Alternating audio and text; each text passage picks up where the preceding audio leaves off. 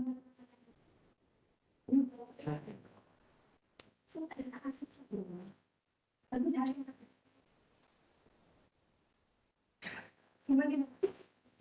right. Bismillahirrahmanirrahim. Assalamualaikum and a very good afternoon to everyone who are here today. I would like to start so that we can also end this um, session as soon as possible. If we don't have anything else.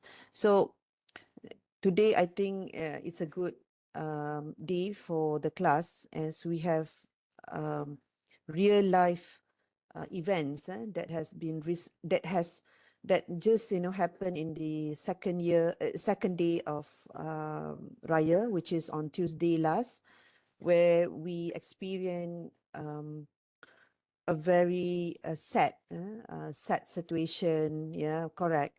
Sad situation with regard to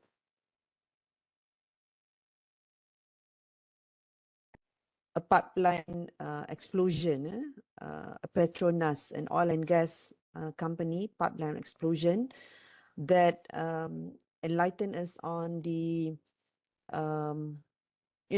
I never knew that we have a gas pipeline. A lot of places in Malaysia. We do know that we have this kind of gas pipeline. Back in when I was studying in the UK or America, it's a well-known fact for us that this exists, because especially in America, they still use gas as a source of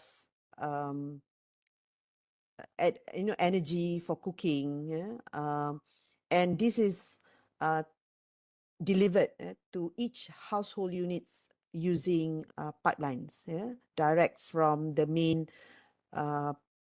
center or the main point. But I never knew that we have this in Malaysia as well, but for other reason. And it seems that it is crawling. This pipeline is crawling almost near where we stand and where we live, which is something that I never knew we had.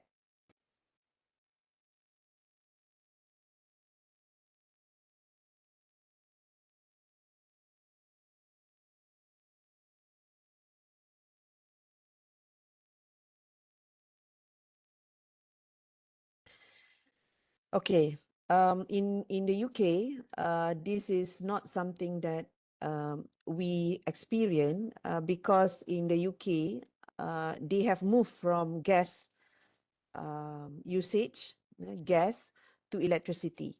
So a lot of houses, new houses, new flats are not using any more gas for energy, source of energy, for heating, for cooking, but it is still widely used in America. So let's use this real life event. I'm sure some of you are near the place itself, and let's discuss on how significant it is to the discussion of safety and health. Okay, I have a lot of I'm going to throw to you a lot of question, a lot of issues that made it relevant to safety and health, and I hope I can do that effectively. So let's look at this. Okay, so this is the first topic, an introduction to safety and health, and we're not going to go into such technical details because that's not the scope of the course. It is to give you some awareness, brief overview of what is it. Okay, I believe that most of you are not in the line of engineering or environmental. A lot of you are, most of you are from the management background. But this is very much important to be understood, so that when someone else from the background explain, and try to make a point, I hope that you are much more well informed than before you join this class, and you can help, all right, others to understand the significance of the importance of safety and health in today's world. It is actually a positive development in making our lives much better. Um, it will help to increase quality of work life for everybody who are called workers, okay, who have workplaces. And a lot of agencies and authorities like SOCSO, all right, our Social Security agency, are doing a lot of leapways, okay, going forward in enriching and making sure that we are well covered socially for all the risks that we take while doing our work. The DOSH department has pushed forward new amendments to the Safety and Health, okay, Act, for instance, and it is actually expand the importance of making sure that this is workers. We are workers. We are people who work for others. People who actually making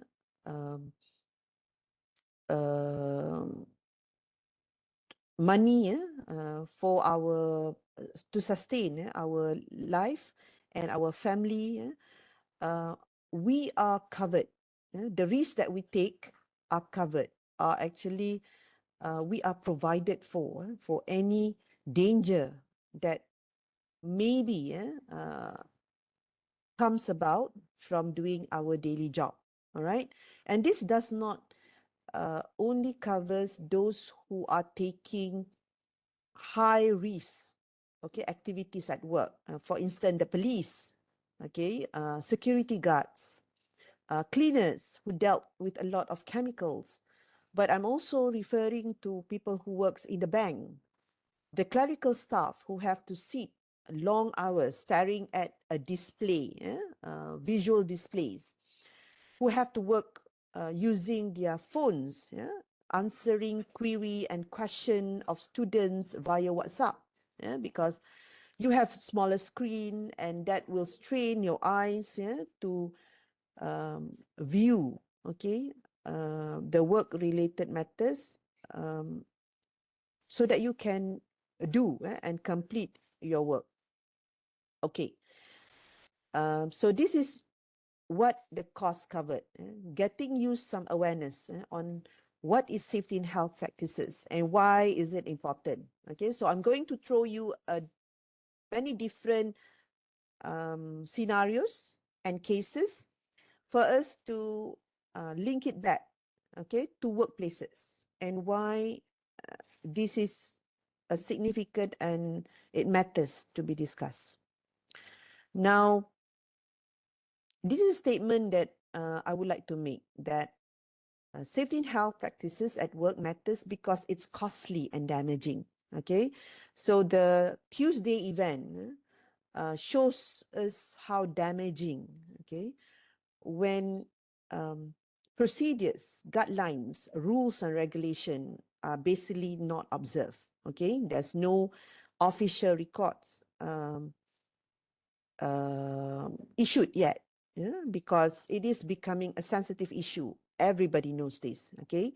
And people are giving us a lot of videos prior to, even a month prior to the event, on how close are these sensitive areas are to where people, normal people lives, okay? And people who have no knowledge, okay, of the danger, of the risk. Okay, now in this course, we will use a lot the word risk and hazards, which we will actually explain and deal with, okay, in maybe next week, looking at what do you mean by risk, okay? How is it different from hazard? Okay, now you know risk and hazards are different, all right? So, from the Facebook and social media sharing, people are, sharing a lot of images, a real video recording of how near layman people are to this, um, you know, dangerous, okay, hazardous, okay, element. All right, it's not just and it's showing us, the worst hazards we can possibly think of.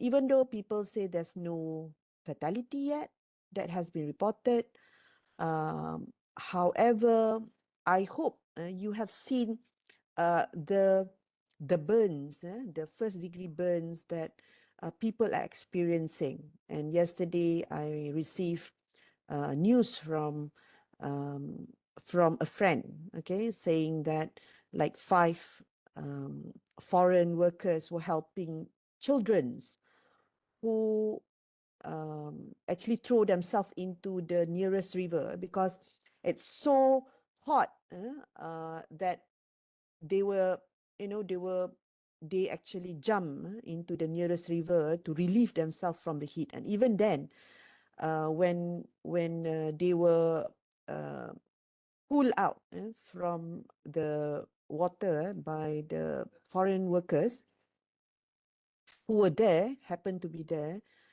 because they cannot get any other help from other people. Okay, so these foreign workers actually went out and helped these boys, young boys from, and even then the foreign nationals were saying that they can still feel the heat, inside the water. So I do not know how this, I hope that you've seen the first degree burn. Now, first degree burn is will heal. Okay, supposed to be, um, it can heal, eventually heal, as compared to a fourth degree or third degree burn, which is fatal, okay, for some, most. But even then, if you look at the type of first degree burn that is shown, you can see in a lot of the social media, that will mean a very long term, some time for them to recover. Healing process take times. If you look at the first degree burn, it definitely requires a period of time for healing. And if they are workers, okay, they are teachers, they are clerical staff, they can't wear clothes over these injuries within a matter of 3-4 days. It's not possible. Okay, and it's worse for the elderly. Okay, it'll take longer time. And not to consider if they are diabetic patient, because we know for a fact that diabetic patient heals slower. And most of Malaysian, we have quite high risk of elderly with diabetic in Malaysia. Okay, we're the first, okay, in Asian with the number of diabetic cases. So if you're a diabetic patient and with such injury, it will take longer time to recover. A lot of healing process, treatment that needs to be, follow up. So it is costly and it's damaging to people's morale. Yeah. This is just how many days? This is the fourth day, right? So I believe a lot of the things have not sunk in with the victims yet. Okay, now we come to the psychological impact of things, and this is also part of safety and health that we need to be aware of, and that's the reason why I will be inviting you to listen to an online lecture by a click of mine on the mental health part and the trauma of I would not be into the psychological part, but mental health is also a psychological, psychosocial problem that we know are increasing highlighted, especially following a pandemic period. Okay, so that's why it's costly and damaging. So now, the house owner nearby, Putra Heights, are not part of an organization, is it? They are working at different organization. How can now let's discuss on and look at the scope of safety and health. Okay, they are not working in the same workplace. So how can safety and health practices at work matters here, right? So we'll look at our OSH Act, Occupational Safety and Health Act, that governs the safety and health activities and matters, yeah, and look at how the layman, the public, are also part of the safety and health practices at work that we are going to discuss. They are actually working for different organization. They're not working for Petronas, yeah. The external parties of Petronas.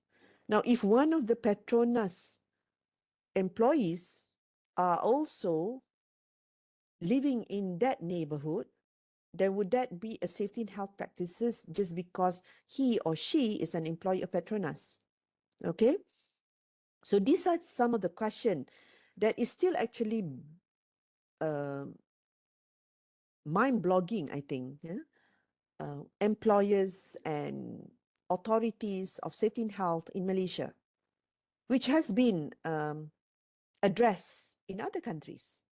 Yeah, I hope I can bring in highlight some other countries' practices so that we can understand how far we are from implementing this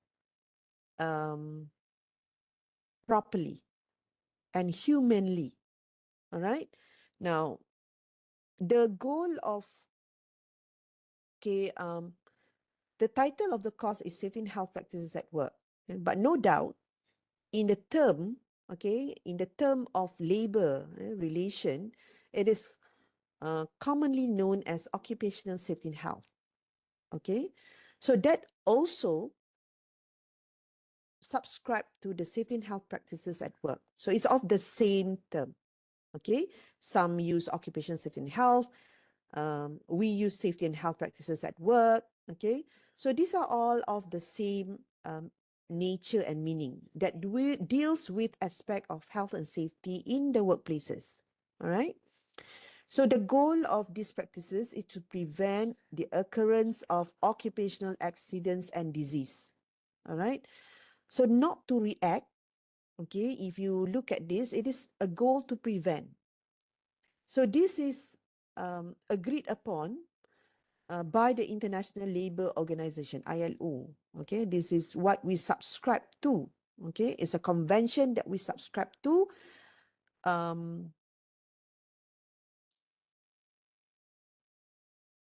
By all countries. Okay, I don't know of any other any countries that do not actually agree to the convention of safety and health. Okay, that is prescribed by the International Labour Organization. A safe and healthy working environment is one where risks are eliminated, all right, and when all reasonably practicable action. Okay, this is another term, okay, that is being used consistently and repeatedly. Practicable action, reasonable, practicable action. It's not just reasonable, but it also must be practicable. It must be able to be applied. Okay, within a reasonable scope, have been taken to reduce risk. Okay, to an acceptable level, and where prevention has been integrated as part of the organizational culture. All right. So today, I think we have all the regulation in place. We have the SOP in place. But the question is, how much are these a part of our culture? Now, organization, if you are in Management 101, we define what is organization. Organization is a collective of a group of people that subscribe to the same vision and mission. That makes you an organization. Okay, so would a neighborhood be an organization? It can, if the neighborhood subscribe to the same goal and practices, okay, with the same mission to create a community that is safe and progressive.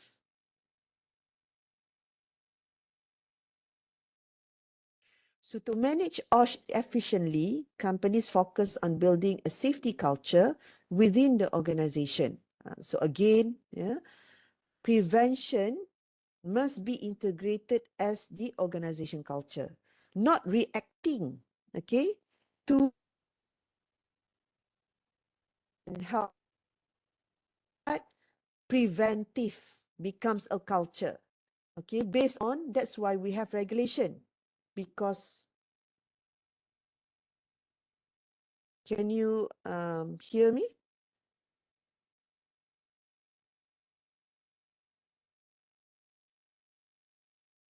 Yes, doctor. Okay, thank you. Because somebody the network says that my network is slow. To manage OSH effectively, efficiently, there needs to be a safety culture. So actually, people keep on. There was somebody who actually asked a question over the Facebook. I do not know whether it was in Poltan or something, but people were one person was asking why we rarely see oil and gas trailer, right? Trailer had an accident. Now, I can cite one recently by Petronas tanker. Okay, why the oil and gas tanker rarely seen have involved in an accident, road accident. But then I recently saw a Petronas tanker near Jelapang. As we want to going south, I can see one of the tanker actually were actually on one side of the hill. Yeah, was like skidded, and the whole tanker was on the side where the hill was. Okay, so I wonder how that heavy load of tanker could actually be there. Okay, rarely, yeah, because in the world of safety and health, actually oil and gas is, I think, the safest industry. Yeah? Simply because, not because it is safe, the nature of the work is hazardous and high risk, but because of high risk, um, the they observe strictly safety SOP and guideline. Okay, the consequences is too great. Okay, the risks are too high to make one mistake, and this is what we are seeing on Tuesday. Okay, it's morning. It's the second day of Raya, the worst time to have this, because it's when we are still, together with family members actually gather to celebrate, and it's a second day, so a lot of family members are still around together. So the consequences is, I think, greater, and you can see a lot of first degree burn just because of the heat. The heat, not exactly the fire, but it's the heat. Even the heat could cause people to have first degree skin surface burn. And this you can see a lot on the Facebook, okay, sharing. So is it a culture within employing risk management? Okay, we will actually look at what do we mean by risk management, how do we manage risk, and control principles. Once we manage risk, we can put in control mechanism and align this to a system, a systematic way of managing safety and health. Okay, so it's not really a system, but we call it a system because it's a systematic way of managing the safety and health with other business operation that align itself with the other business operation like marketing. So how do you ensure the lorry that transport your goods are safe? How do you ensure that the drivers will deliver your goods safely to its destination? Okay, not just to make sure that it is delivered safely and it can be used by the end consumer, but it also our distribution activity doesn't become a hazard, okay, to other road users on their way to the final destination. All right. This, I hope, we will have more overview when I invited representative from Bonsu Honda to elaborate on hazard prevention because they have in place within their company a very good activity on making sure that this part of distribution, this part of them delivering their goods to the end consumers are not going to cause, not to become a hazard and increase risk to other road users. Okay, involving workers in OSH management issue. Okay, so we will look at the risk management, and then once the risk is we know what to manage, what kind of risk we are dealing with, then what kind of control mechanism we can put in, and all this must be consistently and systematically structured, okay, in what we call OSH management system that aligns this activity, safety and health with the other business operation, be it marketing and so on. And I've met some marketing director who actually manages safety and health matters by herself for the company that she works with. Simply, it is because she received the training and she had more consideration, and she believed that she saw something that she doesn't really like um, happening in her company, and she took the initiative to know more about safety and health. And even though she's a marketing director, she actually deals with safety and health matters, get setting up the policies, um, you know, defining the safety and health activities that the company needs to abide to respond to, and making sure that the workplace is better, is um, the well-being of the workers are well taken care of. And so safety health practices equates to well-being of the people that work, okay, within that organization. Now, I hope I have established that when we talk about organization, this does not only constitute organization of a formalized manner, but it also can refer to an organization of informal nature, like a neighborhood, like, you know, the mosque community, the kampung community, because all these people who lives in the kampung, okay, have the same vision and mission. They're there, okay. They maintain. They are in the community as they maintain stability, security. No community or neighborhood would like insecure environment. All right. Okay. Now this is I maybe some of you are well not aware of what just happened on Tuesday this week, and where we have a gas pipeline burst, okay, somewhere in Selangor, okay, and you know 305 victims so far, all alive, were actually um, safe.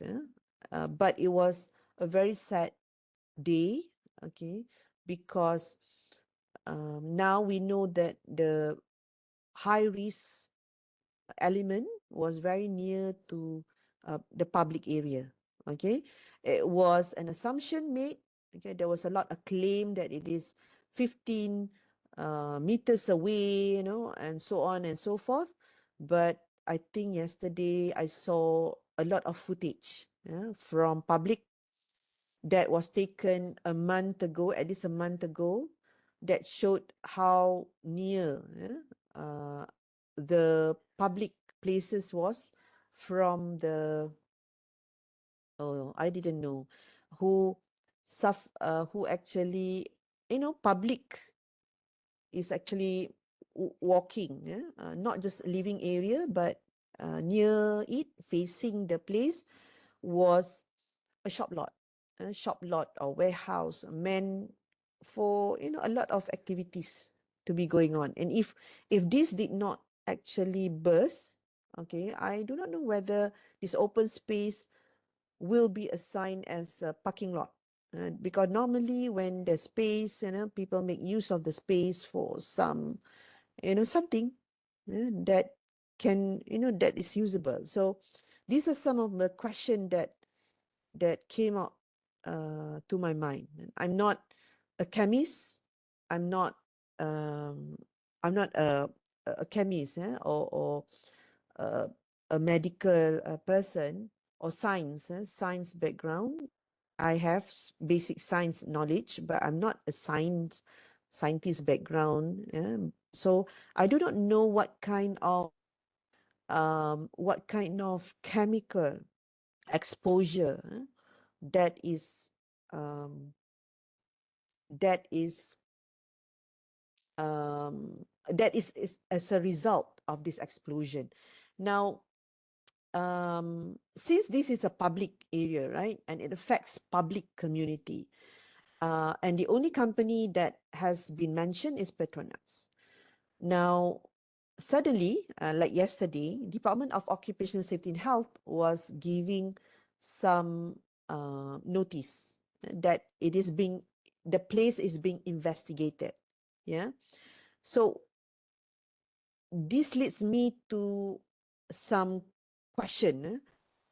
If this is involving the public, okay, it's not within the compound of Petronas building, Petronas refinery, or Petronas office, or Petronas, it's not a workplace of Petronas. There's no building of Petronas there. It's just the pipelines was running through this stretch of land. The land above it is open for people to walk on. I don't know whether it is a condone area. I don't see it as a condone area because the explosion actually changed the the land structure. But um, but if it's not, and then no Petronas employees activity is there. Okay, so how come Department of Occupational Safety and Health is there to investigate? Okay, because I will tell you in maybe next week.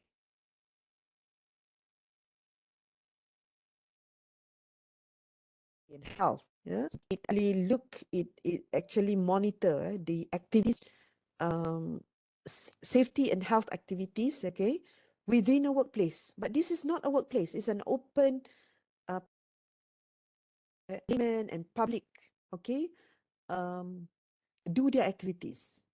And why department? Because in commuting accident, the topic that I've asked you to look at look at as a project.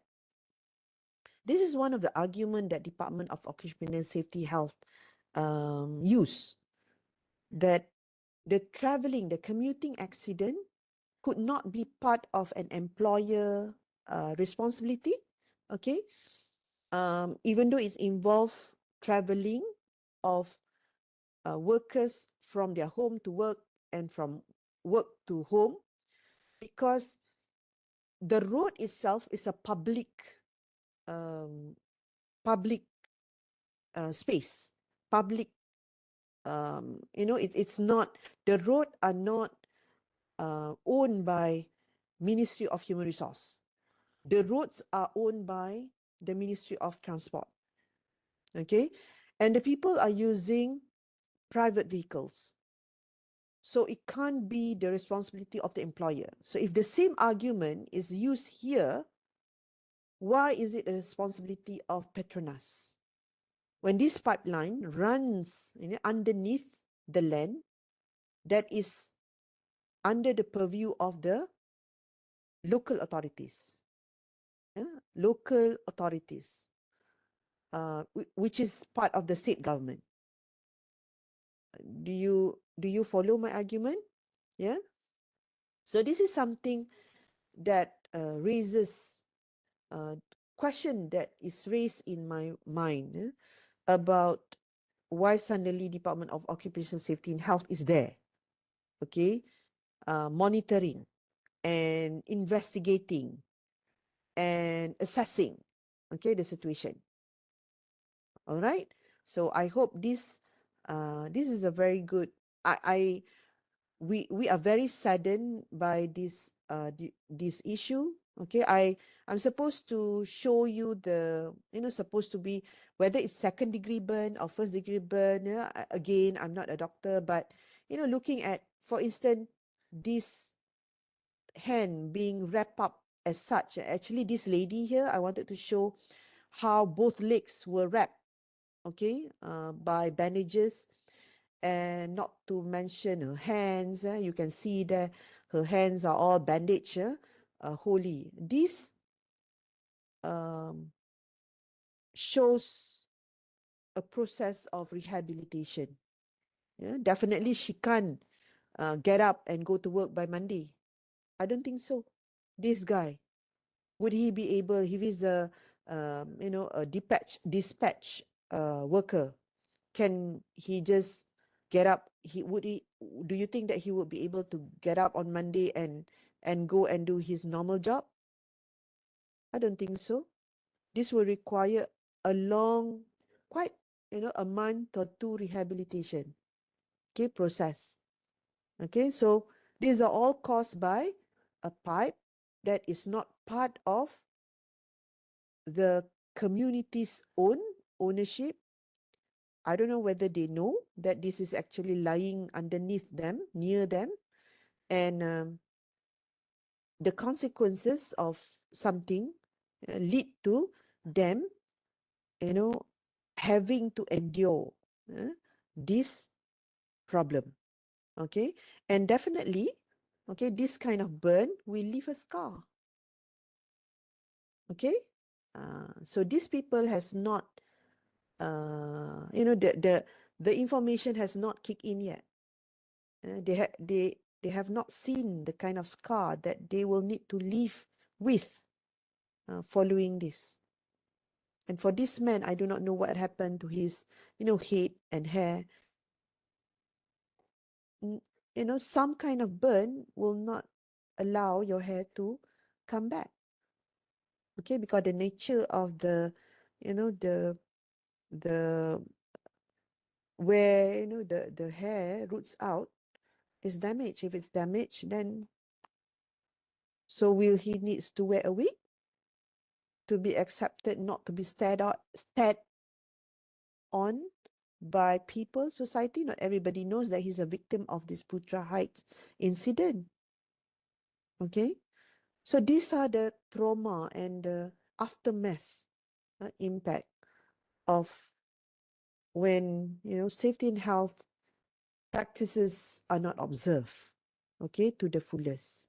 Okay, everybody, I think, are very excited, very eager to understand and to find out what is actually the the the cost of this. Okay. Okay. Now I've explained. Yeah, exactly. Tia. I'm actually very. I'm. I deal this on a daily basis as well, and how people. Because I choose to do this line of research. Okay, I'm a trained human resource person, but I like well-being. Yeah, I like the concept of making happiness and satisfaction, but I would like to take care. I want to make sure that people are well taken care of, even though they are working. All right. So I took up the research topic of safety and health. Okay, because I know safety and health is regulated, and when it's regulated, that means you can make changes. Yeah, but um, since I'm doing it since 2010. Yeah, I can see this is a knowledge. Okay, it is a knowledge that people need to know, need to be educated for them to understand the importance of it. eh. My friends have been, telling me nicely. I mean, I don't feel it is a not nice remark, but when they're walking with me, I'm much more concerned of the hazards. Okay, not the risk, but the hazards that some places can present. Okay, so I will actually prevent them from taking the risk. Okay, to take the risk. So I prevent by understanding the different hazards that exist around us. Okay, there are small risks, there are bigger risks. Okay, so I usually control this, yeah, by my action.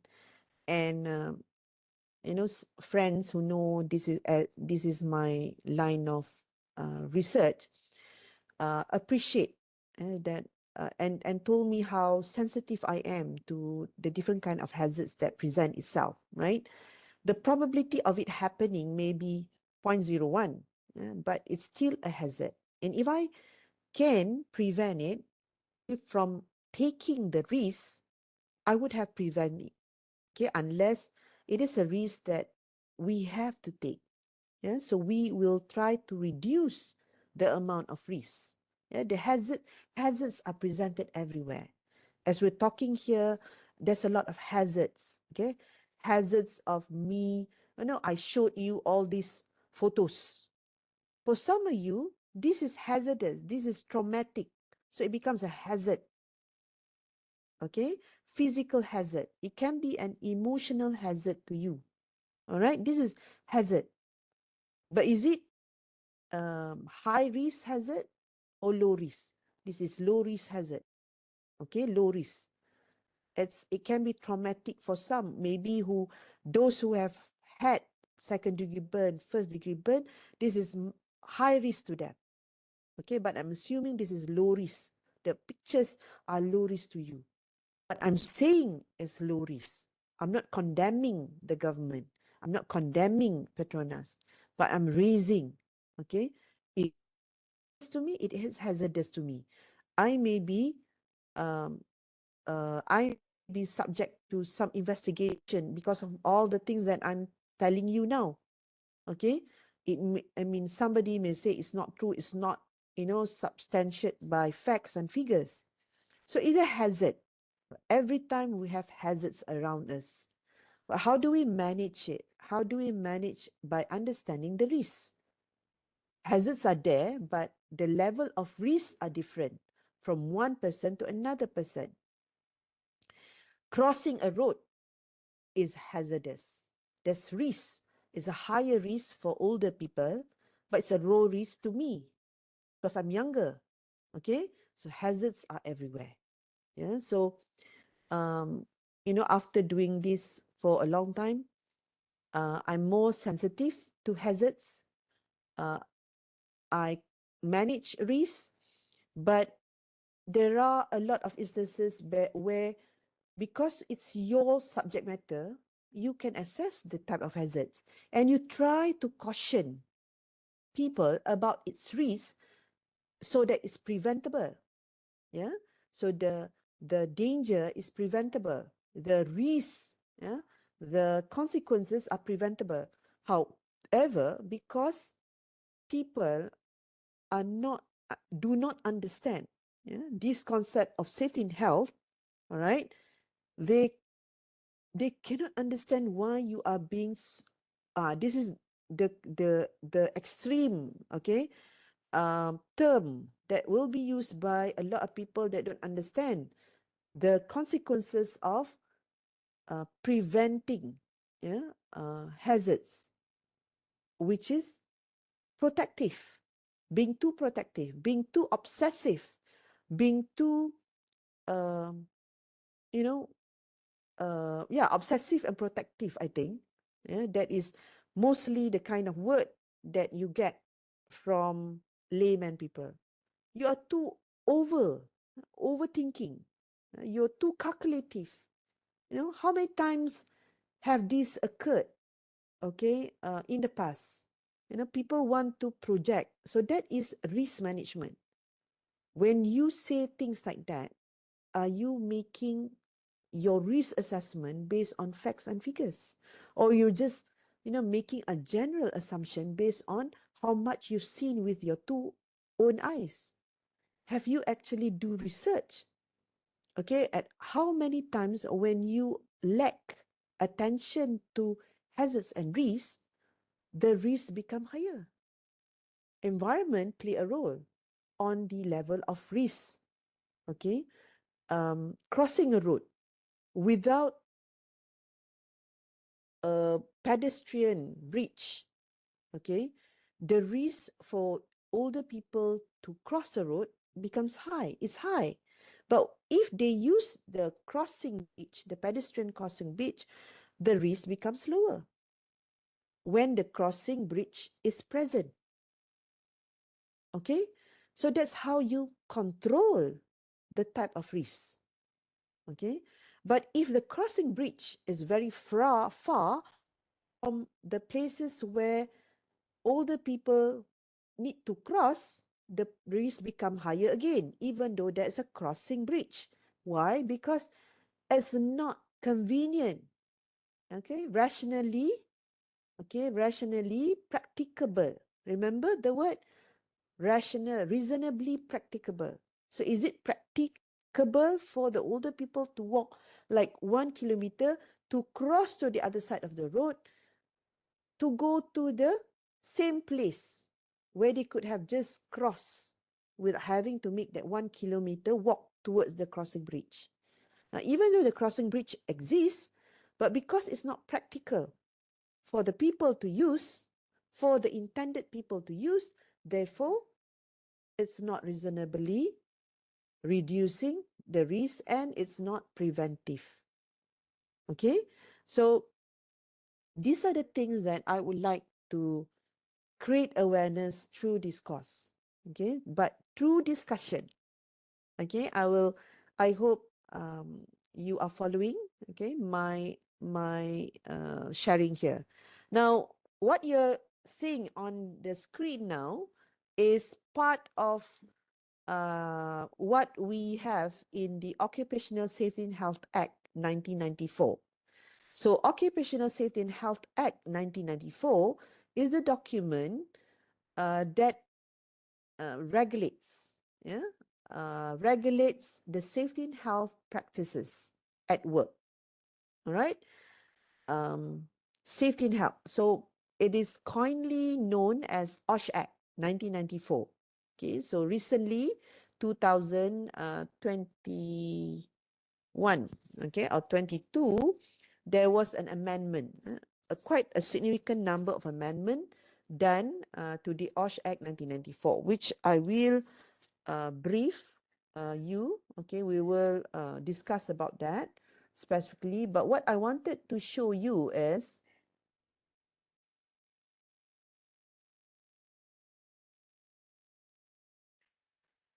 Section 15 and section 17 of the same part.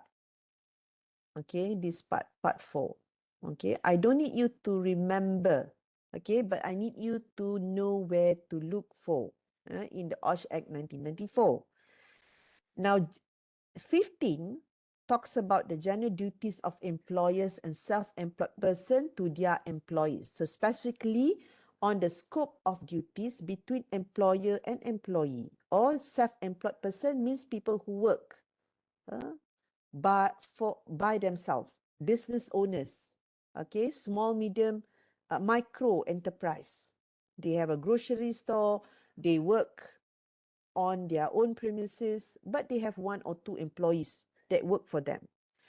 Now, under the OSH Act 1994, it's the duty of every employer and every seller to ensure as far as practicable the safety, health, and welfare at work of all. So what's the difference between safety, health, and welfare? Safety, okay, safety, health, and welfare. Okay, this is how explain. Welfare refers to, for instance, do you provide female and male toilets for your workers when you have female and male workers, or you only have toilets for both gender, just one toilets to be used by both. Okay, maybe you think that, oh, I have only one lady at the workplace, so why bother prepare a toilet for the ladies? Get the ladies to just use the same toilet that is allocated for anybody. Now, is that taking care of the welfare of the workers? So that's the welfare part. How far is the toilet position in the workplace? Everybody knows that ladies needs toilets nearer to where they work compared to men. That's a fact. Do you know that? You do not know that. And most probably you do not know that. Most people do not know that. I know that because I'm the safety health line. Okay, you learn this. And ladies needs these toilets to be nearer to them. So they shouldn't be asked to climb the stairs to the second floor just to use a toilet at their workplaces. So you will lose them from their desk more often, longer period of time. So don't blame them when you don't see them quite frequent at their workplaces. Yeah, blame on your design. What else? Praying area. Okay, praying area. Welfare. Do you provide praying area for your employees? Do you provide separate praying space for your employees? Praying spaces are secluded, private. Do you want your male and female to be using the same area? Yeah, when it is private and secluded and sometimes very far from people's eyes, making it unsafe. That relates back to safety. Safe is when you are secure. You feel safety is security. Do you feel stable? Okay. Do you feel happy? Do you feel um, your security is taken care of? You don't feel danger, risk. You are playing with your life, that you are gambling your life for something. That is safety. If you're working with chemicals that is flammable, are you given measures? Okay, are you given tools to lessen the danger? Okay, they tell you, okay, if there is fire, there is this blanket for you to use. This is the kind you're given training. That is the safety part. But health this one affects, okay, you consume, because you're dealing with chemicals, you may breathe some of the chemicals. And these chemicals may bring some disease, okay, like COVID. The health sector, the frontliners were exposed to all these hazards, biological hazards, that is high risk for especially frontliners, the police, the nurses, the doctors, the medical assistants, okay? So it can lead to fatality. Everybody knows that is the part where it is health related. You can contract COVID and it may lead to death. That's the health part. There's the consequences biologically, medically. So safety, health, and welfare. All right. Without prejudice to the generality of subsection, extent include in particular, so this is the elaboration one, the environment of the place. The plant is the factory and system of work, the process, the workflow. Is it giving you the safety, health, and welfare? Okay, you're allowed to put in your glove, safety glove, before, and your helmet, a safety helmet, before you have to go and deal with the dangerous chemicals. Are you given the work process itself allow you to wear on your safety um, suit before you enter the dangerous work zone? Some factory, when they are dealing with nuclear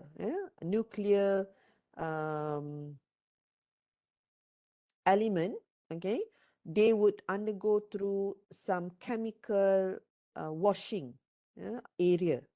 So does the workflow system provide you this means to reduce and eliminate hazards, okay, so that the risk is lower? Making arrangement for ensuring so far as is practicable, it's repeated, safety and absence of risk to health in connection with the use of operation, handling, storage, and transport of plant and substances. Okay, provision of such information. Were you given adequate information? So for this public, okay, so this, whether you are informed that the pipeline is just 100 meters away from your front gate. Were you given that information?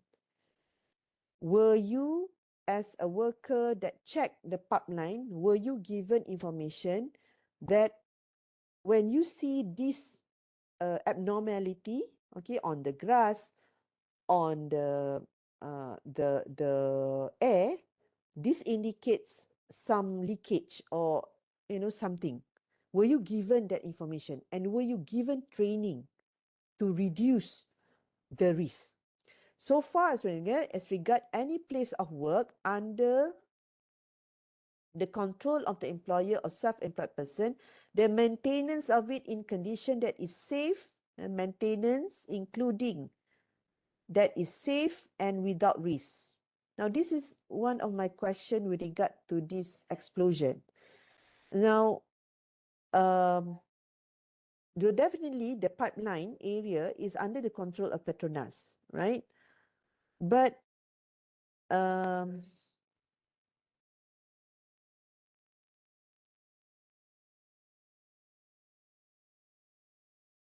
okay, hold on. Contract. So is, so that makes it a safety and health. If it affects the employee, were employee around there during the explosion? Not to our informed knowledge so far.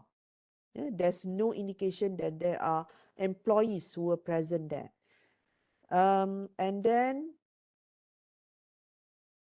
as regard facilities for their, okay, as regard, and then facility for their, okay, also the maintenance, the provision of facilities for their welfare at work. So this is where the welfare comes in. Were there enough toilets? In the mine sector, when I was doing research on the mine sector. Now, it was important. Initially, the mine management did not actually provide toilet facilities near the working area. Yeah, so the toilets, even not to mention ladies' toilets, were almost non-existent near the workplace. It is very far. Okay, even the place where they can take a rest, because the work nature is very stressful. Okay, very hard. So that's the welfare part of the work, whether it is provided for their well-being. Okay, for them to relieve themselves easily. Okay, was it maintained? That's why the word maintain here. Was it maintained, okay, properly, so that the welfare of the people is taken care of? So you can't just provide the facility, but it's also the employer's responsibility to maintain. So there's a lot of work, isn't it? Okay. And for the subsection 1 and 2, okay, the one that we just look at, employee and contractor, okay, engaged by the employer, okay, and any employee of the independent, and any, so that means any contractor that comes to our place to complete a work are also part of what we call employees. And also the duties of an employer or self-employed person under section 1 and 2 extend to such an independent contractor employees in relation in matters which the employer employs person has control. Control, but for any agreement between the employers of. So meaning that, are the neighborhood independent contractor? No, they're not. There are public people. There are general laymen that has no relationship with Petronas. They are public people who happens to be in that neighborhood. Okay, so why DOSH? Okay, OSH Act is under the jurisdiction of Department of Safety and Health. So why is DOSH there? Investigating, assessing the situation if the neighborhood, the layman, the public are not part and parcel of any of these Section 15 coverage. So let's look at Section 17, general duties. Then we come to this one. Okay. General duties of employer, self-employed person to person other than their employees. Remember, employees just now also includes the independent contractor, and independent contractor employees as well. Yeah. The general duties of employers and self-employed person to person other than their employer. Okay. This duty of every employer to conduct his undertaking in such a manner as to ensure that as far as it is practicable, that he or another person not being his employer may be affected nearby are not. Okay, hold on. That he and other person not being his employer, that he and other person not being his employees who may be affected thereby are not thereby exposed to risk to their other persons. Okay. 2, it shall be the duty of every employer and every self-employed person in the prescribed circumstances and prescribed manner to give to persons not being employed who may be affected by the manner in which he conducts his undertaking the prescribed information on such aspect of the manner in which he conducts. Okay, so this is very legal.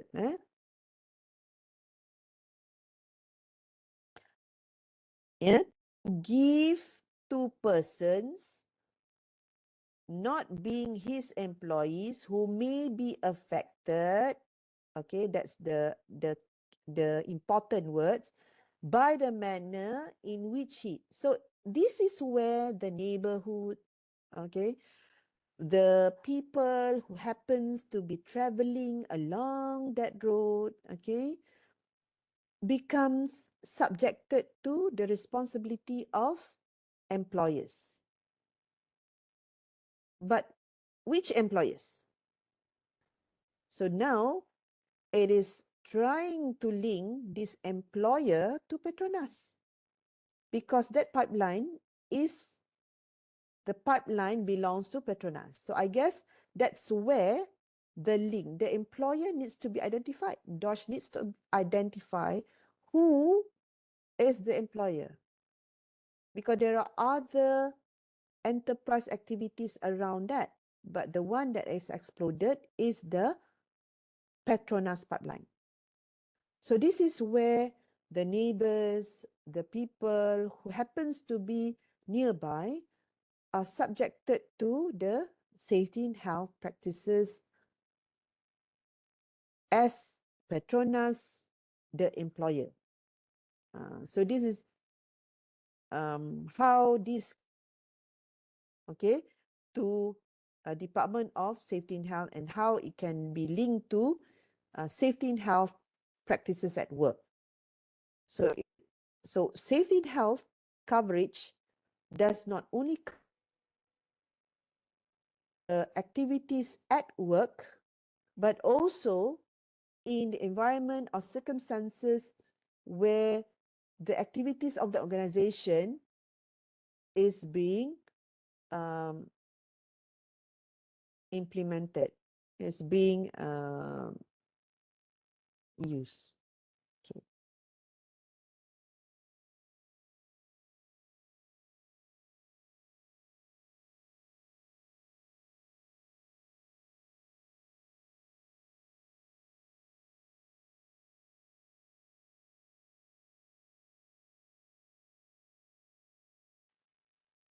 So, Safety and Health Act does not only covers direct employees, including independent contractors and their employees. Like, most workplaces now get an outsourced cleaners company to come and clean their facilities, and these are not usually managed directly by the organization, but they are contractors, so independent contractors. Yeah, but they are the employees of independent contractors that you assign to work on a particular job at your workplaces are also considered part of this employees concept. And then you have the stakeholders of the workplace, yeah, like the consumers, customers that walk into your facility, the visitors, okay, that you have in your facility, and contractors that contractors that happen to come in and do sales and so on. Okay, visitors are, maybe I go to your factory, I become your guest and visitors. But contractors are people who actually are selling, are providing, vendors, suppliers to your organization.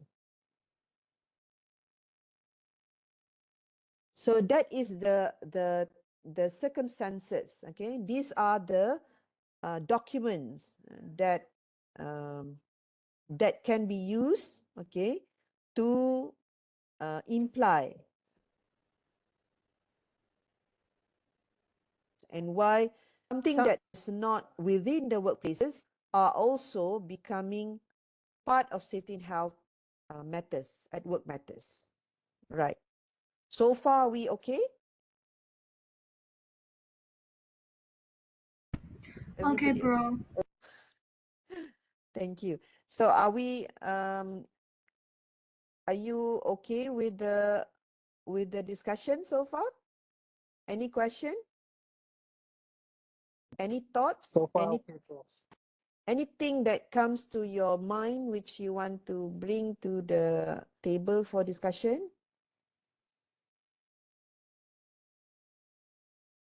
Okay. I will end our session for a break, a short break, why don't we do it now? Okay, we'll take a break until 7:45. Will that be good for the Malays? The Muslims needs to pray. Okay, I'll just finish this part and then we'll take a break. After this slide. Okay, let me and oh should I? Can we just take a break now and then come back at 7:45? Will that be okay? Because there's a number of slides related to this case or scenario. All right. All right. So I want to, okay. All right. So we'll take a break here until 7:45. It's 7:15, and we'll come back at 7:45. Yeah. All right.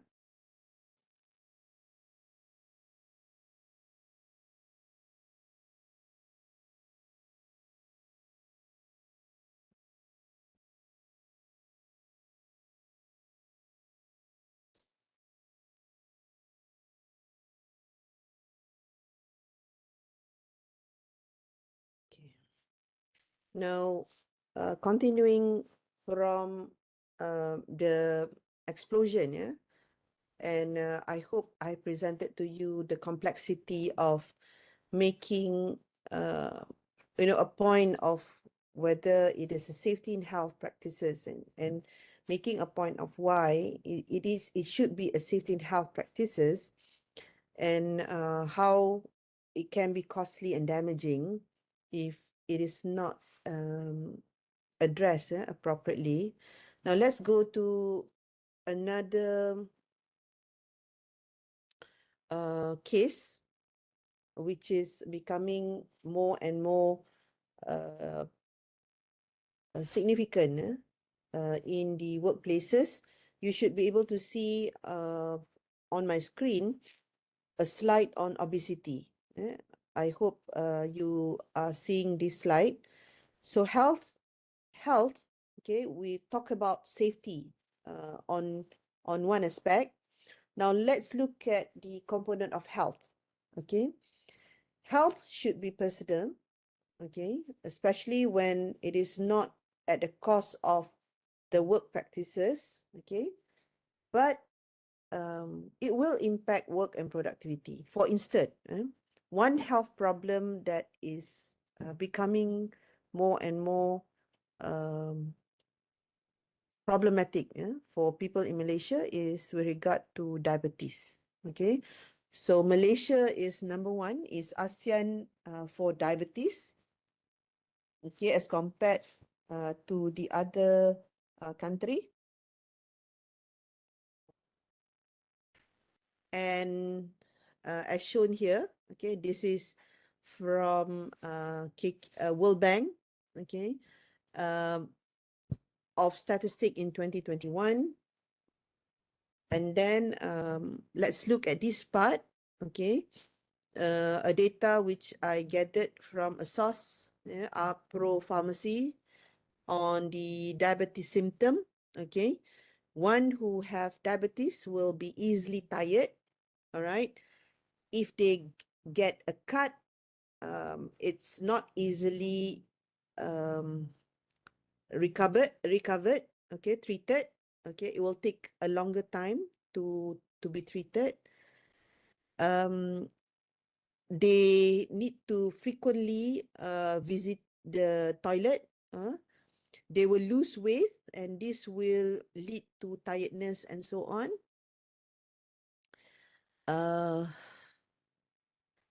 They are not healthy. They feel nauseatic and easily sick. They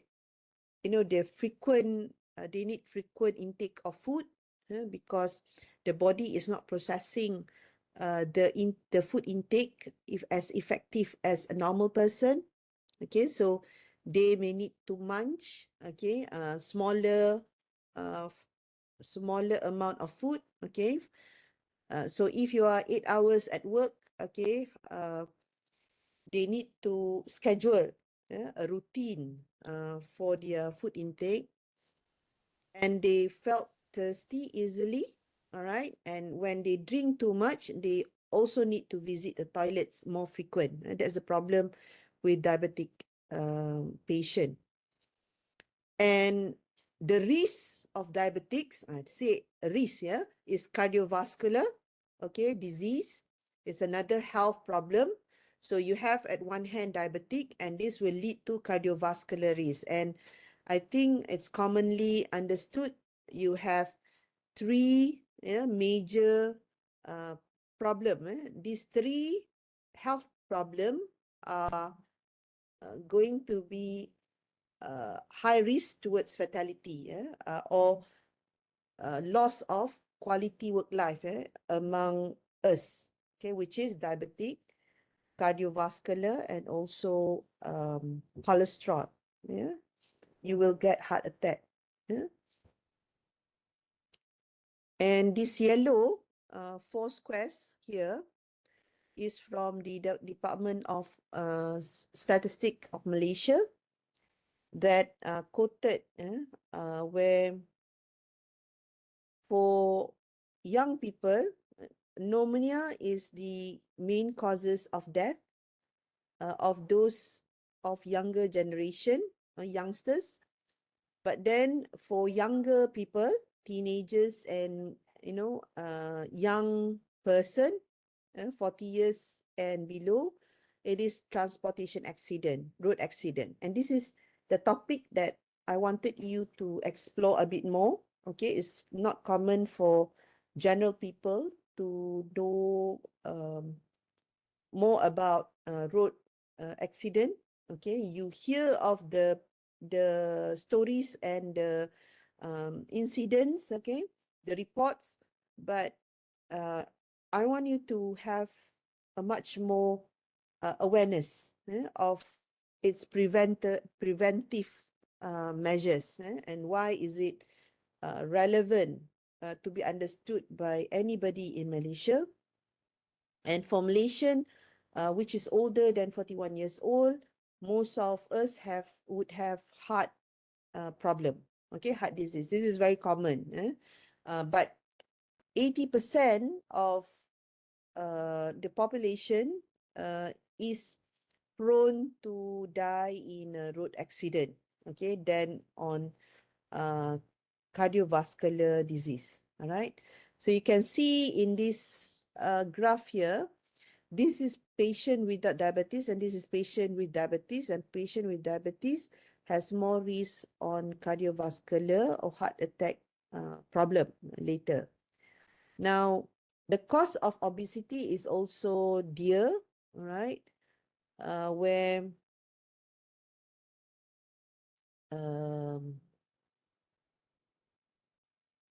okay, it's not just causes of death, okay, but younger people, okay, it leads to inactivity. Yeah? Young people should be at the age where they bear a lot of family, they are growing their family, right? But if you are having the diabetics, okay, you are not active, okay, and your lifestyle would have to change. Your quality of life will change, yeah, not just at work but also off work. And then oops, here is the direct, the productive year loss due to diabetes. If you look at Malaysia, okay, it's much more longer years. You actually lose 12 years for female and 11 years for male. It is much more costly to female with diabetes, where you lose your productivity years of more by 1 year than the male counterpart. And this is the direct and indirect costs when you have diabetes. It shows here for on healthcare spending, okay, we're spending almost 20% on healthcare for Malaysian, and it is costing the Malaysian GDP by 8%, okay, no, 80%. 80% is costing. So it's it's much greater than our neighboring country in Singapore. And so we don't want diabetes. Okay, we want to suppress, okay, reduce the spread of diabetes among our workers, okay, because it will impact productivity, and productivity will cost a country on its economic GDP and so on, because you are less productive at work.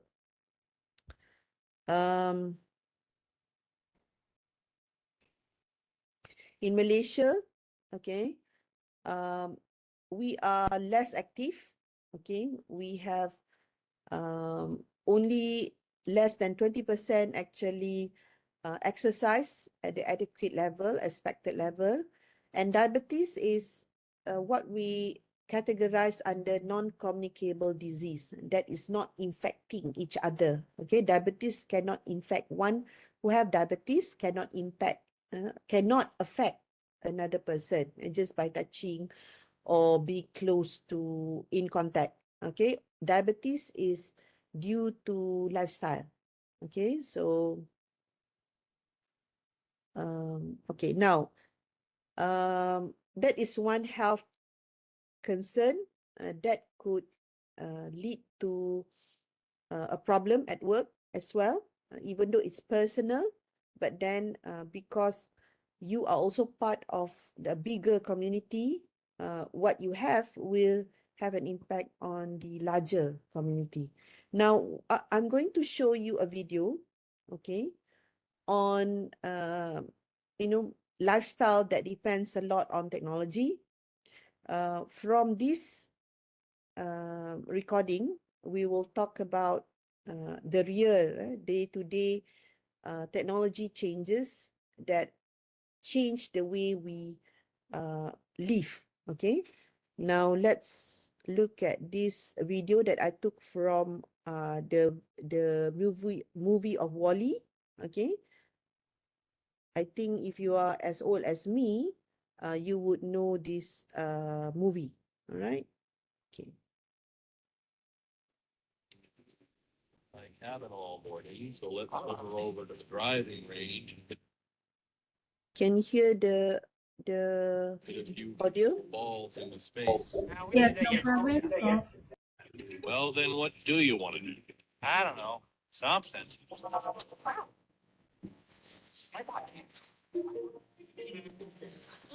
Make a place scream. It does sound. Look, I'm tired of it. Sweet, come on. If you can't pull the straws, then The episode isn't any good.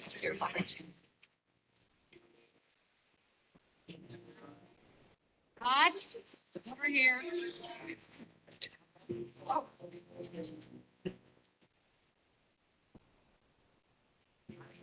Hello? Can't hear you. Here you are. By and large, everything you need to be happy. Your day is very important to us. Hey, drink the cup. Here, take the cup. Hey, take the cup. Oh. Please remain stationary. A service bot will be here to assist you momentarily. Stewards? Hello? Please remain stationary. A service bot will be here to assist you. Sir, what's going on?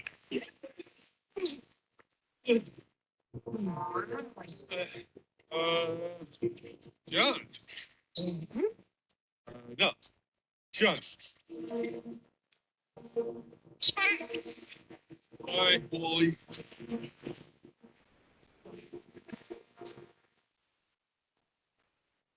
A is for Axiom, your home sweet home. B is for by and large, your very best friend. Time for lunch. In a cup.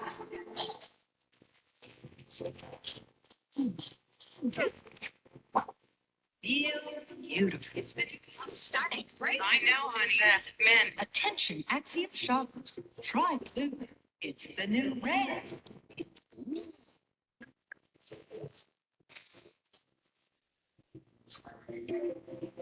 date. No, we started on the date. Every date I have been on has been. So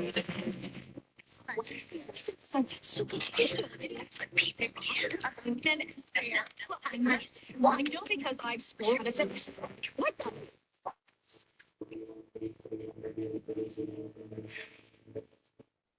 Huh?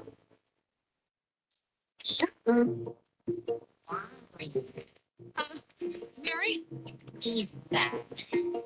Huh? Oh, sure.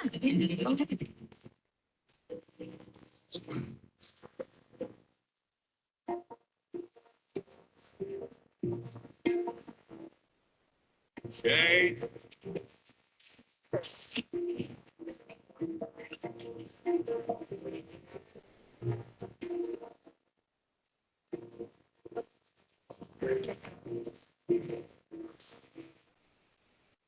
I didn't know we had a pool. Okay. Right. So this is what projected. I think quite a number of our life activity are almost s- um, going into the same direction. For instance, we have a lot of drive-through, right? So drive-through services where you don't even have to get out of your car to get your food. Okay, you kind of drive, okay, to a window, a small window where the food are going to be delivered to you. Okay, so you sit more, right? You don't need to move your leg. Then you have the delivery, the booming of the delivery services. Okay, in China, for instance, the situation is much more significant. So I was there last year, and basically my students who are much younger than I am do not and are okay not to have to go to the physical shops to buy things. And everything are being delivered to their house. So they go out in the morning to work and then finish their work, come back later in the evening to their family. And all the food, okay, raw, fresh, are actually delivered directly from their phone to their home. Okay, and everything, almost anything, can be delivered within an hour. Okay, within in Malaysia, we still need to wait. Okay, yes. Okay, so in China, even a small item, one item, I mean, you can easily order from the online, and it'll be sent out to you within half an hour, Okay, so it's very, very convenient that people do not need to go to the market to eat and so on. Yes. um So what else do we do on a daily basis that will change the way we function? Can anyone share? What else can we do? What do we do with technology that don't require us to that change the way we deal with things? Maybe you're aware of it. Maybe you don't.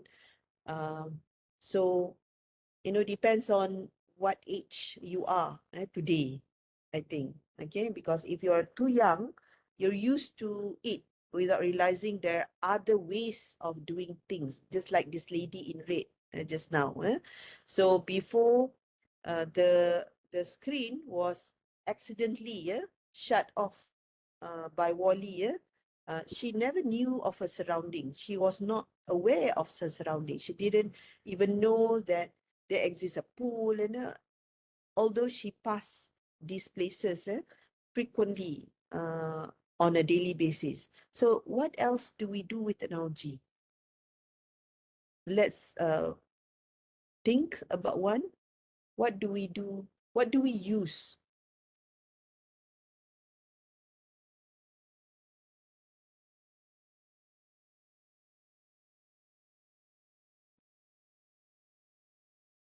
Shopping. Okay. What do you mean Amalina. It not very clear to me. So if you can elaborate, what do you mean by shopping?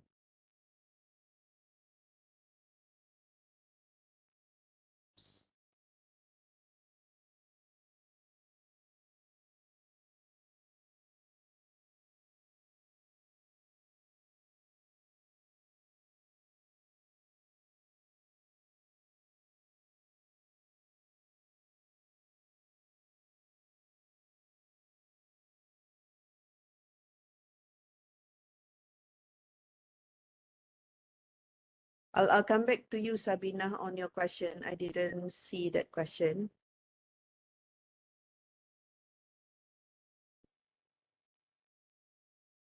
It's a good question. Okay, so what kind of other technology that, you know, what kind of day-to-day technology that we use, okay, that changes the way we conduct our life. We do things in our life. What other technology that you use on a daily basis? Name one, and we discuss the consequences.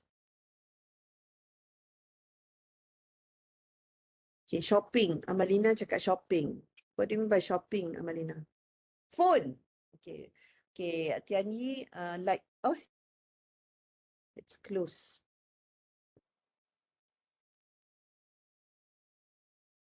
Okay, Amalina says shopping kan.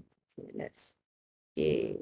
I asked Amalina to elaborate a little bit more. So Amalina said like buying groceries from online, which we do not have to go to the market.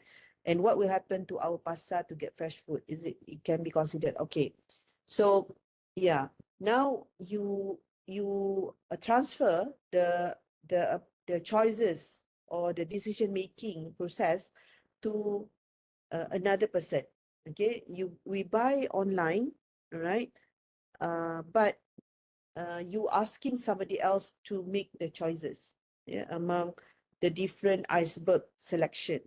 You actually get another person to decide on you that they buy this brand instead of the other brand. Okay, when you go online shopping, and the choices may be, you know, is it an organic, is it non-organic, where do this iceberg comes from? Is it coming from China? Is it imported, or is it locally produced? So that will lead to health choices, maybe. But if you go personally to the market, you are able to make the decision, okay, yourself. So that will, you know, determine the kind of lifestyle you end up with. Now, I would like to, that's good, Malina. And then we talk about phone, Tian Yi. Okay, gadget, for instance. Now, nowadays, everything is done via an apps. Yeah, and when you type on your phone or you type on your iPad, the apps itself suggests spelling mistake, grammatical error that you make. Okay, so at one point, it's good because if you're aware of it, you are learning from the technology of the, you know, the spelling, the correct spelling. But if you're not aware of it, I mean, you're not, you don't learn, you don't, in awareness, you don't actually use that for learning purposes, you may end up depending, okay, on the technology to provide you with the correct spelling option, or to correct your spelling. All right. So as long as it is a red line, okay, underlined in red, you know there's some spelling mistakes there. Okay. So it will be, you know, you will right click and then there'll be suggestion on the correct spelling, and you choose without taking, you know, being aware of this correction. Okay, and what will happen is your brain function will slowly be, your brain function will slowly be overtaken by the technology. In as a consequences, after some time, your brain are not used, okay, optimally, as it should. The brain power is supposed to be, more powerful than the computer, because computer are produced by our brain, right? Somebody actually produce a computer, design, develop the capability of a computer. Now, that comes from the human brain, which is supposed to be much powerful than a computer processing unit. But if you are too dependent on your phone, your gadget, okay, for correcting your grammatical error without you going through the process of learning, you depend on ChatGPT to come up with a short essay of whatever that you're asked to write. You are not getting the practice. You're not getting your brain to exercise, just like your body. So eventually, just like, the man there, the man in this video, where he falls, where he fell to the ground, but couldn't actually get himself to stand up on his feet. And why is that? Why is that, people? Why the man in the earlier part of this video, when he fell off from his electric or electric chair or mobile technology chair, he can't get up immediately, or he can't pull himself up. Okay, so what's the problem there? Why can't he do that? Why can't he stand on his 2 feet immediately?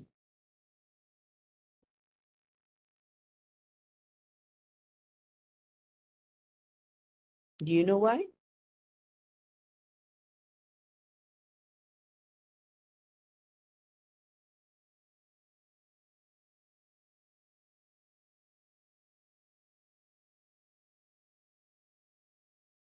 Do you know why? No? Okay. Thank you, Amalina. Okay. I don't know whether you have family members, so you've come across uh, friends who have had an accident and have to go through a long recovery period. Okay, maybe their leg was, so he couldn't actually his leg where it's broken is going to be cast, okay, cast in the cement to help him heal, right? So after the warded and the rehabilitation, the treatment process, all of them would have to go through physiotherapy, okay, rehabilitation therapy session to get the bone density builds up. Now, the bone have dense, it's filled up with um, uh, structure that is built by calcium that builds up if when you need. The more you use your leg, the structure becomes stronger as the calcium from other parts of the body is being directed to that part of the body where you need more strength with regard to bones. Yeah. So when you don't use it, you don't have to use this part of your bone, the density reduce. Okay, the strength of that bone is lessened because the other parts of your body needs more of the calcium. Just like a disabled person that uses their hands to move themselves around. Okay, you sometimes wonder, I have a friend like that needs that because of polio, his legs are not become smaller, yeah, because of polio. So he can't use his legs, both legs. And what he used to move around is his two, strong hands. And sometimes you wonder how these hands, could actually support the weight of his body. Okay, because even when you do stretching or you do exercises, it's an effort to to uh, to to push yourself up and going. But these disabled people actually are very effective and efficient at using their hands. Now, one of the reason is because they use it continuously over time. Okay, the density of the bone involving the hand becomes much stronger. More calcium are directed, the brain directed more calcium to that part of the body, making it stronger, as strong as having two legs. The same goes here. So when you don't use your supposedly legs, okay, to support your body weight, the density of the bones went away. Okay, and that's why astronauts, for instance, if you are aware, astronauts, when they landed from, being in outer space for a month, okay, 2 months, when they return home, they need to actually undergo physiotherapy for a month to get that bone strength to the leg, and the other part of the body come back to become stronger, because on Earth you have gravity.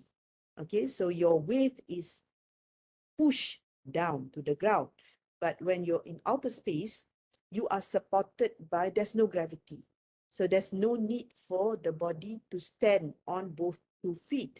They are like floating, so the bone density loosen up, and so your bone can actually breaks into, pieces. Okay, if you force yourself to stand up on your both 2 feet. So this is known medically, and that's why astronauts, for instance, when they return back to Earth, they need to go through therapy. People who have fractured bones, when the cast is open, they have to actually go physiotherapy to help heal the bone strength. Okay, so that goes the same with the brain. When the brain is not fully utilized, the brain is not used, the synapse, the electricity that builds or expand the space of the brain becomes less and less. And you don't need that amount of space to function, because you are helped by the technology. So this is not good actually, for you. Okay, that's why we don't encourage, okay, too much usage of technology, because technology helps the brain, and yeah, you lose it. Okay, you use it or you lose it. Correct. Okay, that's very good. Okay, that's how you put it. So in my undergraduate class, for instance, we always question why students cannot do their final exam, which has to be written, as well as when they do their assignment as a coursework part, because assignments and projects and presentation are all done via computer, where the computer actually guides you on grammatical error, possibility, and then spelling error, and then sometimes it indicates to you that these sentences arrangement are not appropriate. So you kind of think of how to redo and rearrange, right? So your brain are helped. So you don't go and source out, learn. Okay, you don't need, and with ChatGPT more, okay, that you are too dependent. Exactly. Okay, so you can exactly, when you don't use it, you will lose the functionality. So the undergraduate, we always question of why in final exam, when they have to write with their own hands using pen and pencil, they are not doing things as well as when they submit their assignment, because assignments are done through computer. They have more time to do their research online using the technology, and technology assists. But when final exam, you have to use your brain to come up with the idea and to recall things. So when you don't use your brain as much as that you are required in the final exam, that's why when you try to answer your question, nothing comes out from the brain because the brain is not, it's not asked to work as much as you're asking it to work in the final exam. Okay, so I hope you understand. Yeah? So when you're asked to write something during my class, is with the purpose of preparing you for the final exam, because at the final exam you have to provide written answers and using wholly your brain without any referral to the technology and so on. So you need to ask your brain to recall things and to be able to actually process the answer to the question that you read, okay, for the first time during the final exam. Now, that is one. Another scenario of why, if it's not, it becomes a health problem, safety in health.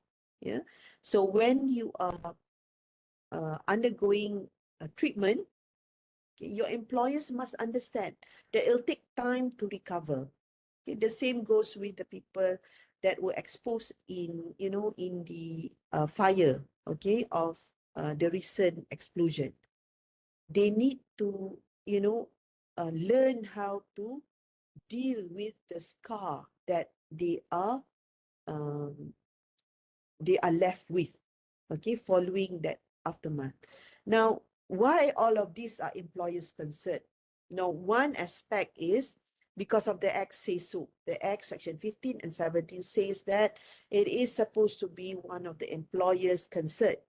But another angle that is, pinpointed by these activists, these social activists, well-known social activists in Malaysia, because people spend, a third or more of their time during weekdays at work. You spend like 8 hours of your day, not, the rest of the, we have 24 minus 8, you are left with 16. But, 8 hours of that 16 is used to sleep, to rest. So you're left with another 8 hours. 8 hours, that's when you cook, you interact with your family members. So you spend 1/3 of your daytime at work, where you're most productive in your day hours. Because once you get up from sleep, you dress up and you go to work, you go to school. So that's where your most productive time is spent at. And then when you are tired after the 8 hours, you come back to your home and then only you interact with your family members. So that's why, you are spending a lot of your effective time at work. And that is one reason, good reason why employers need to play a bigger role in your well-being. Okay? Now, why is it an employer's problem?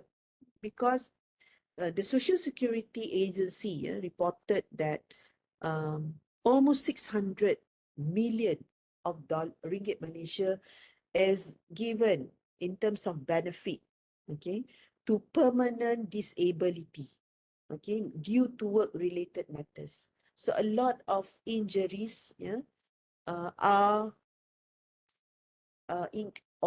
occurred during work time.